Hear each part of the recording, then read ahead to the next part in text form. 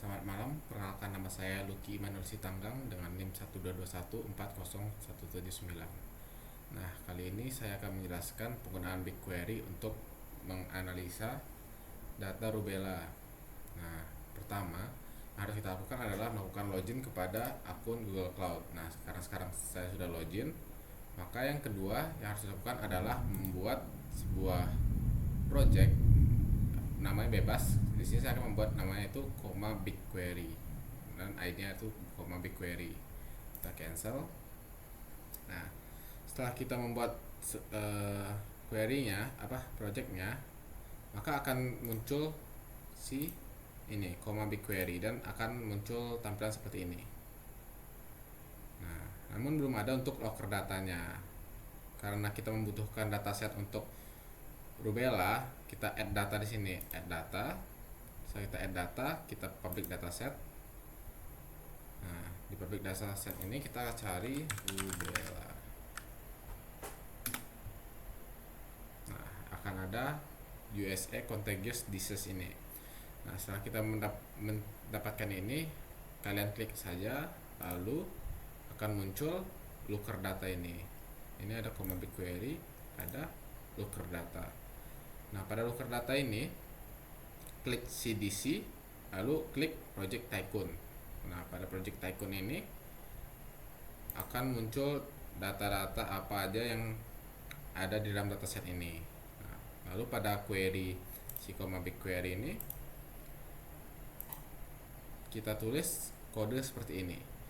Untuk saya jelaskan, select ini pertama kita akan memilih kolom dari tabel yang ada pada dataset. Ini kita memilih minggu epidemiologi, lalu ini daerah terjadinya si rubella.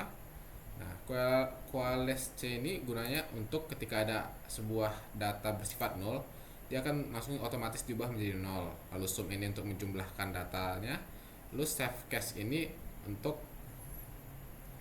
mengubahnya menjadi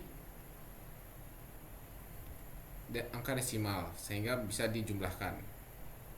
Nah, lalu kita ambil data dari si folder looker data ini, lookerdata.cdc.projecttycoreports. Nah, ini. Nah, lalu kita ubah namanya agar lebih mudah dipanggil menjadi CDC reports. Dan kita mengambil CDC report disease yang bernama rubella. Karena kali ini kita akan menganalisis data rubella saja. Nah, untuk berikutnya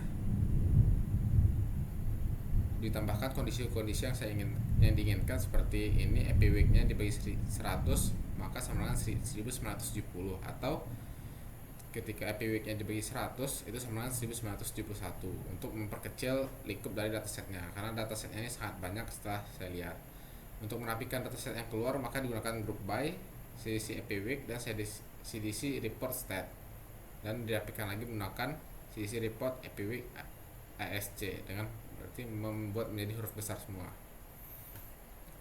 Untuk hasil dari query-nya, ini hasil dari si Google Cloud. Di Google Cloud-nya itu hasilnya dari tahun 1970. Itu statnya in dan sebagainya. Ini berbentuk tabel, datanya sangat banyak, 205. Nah, lalu untuk chartnya seperti ini untuk total dari si kasus rubellanya, total. Karena saya ingin memvisualisasikan datanya lebih lanjut, lalu pertama saya save dulu query-nya menjadi klasik, karena untuk save biasa itu harus berbayar.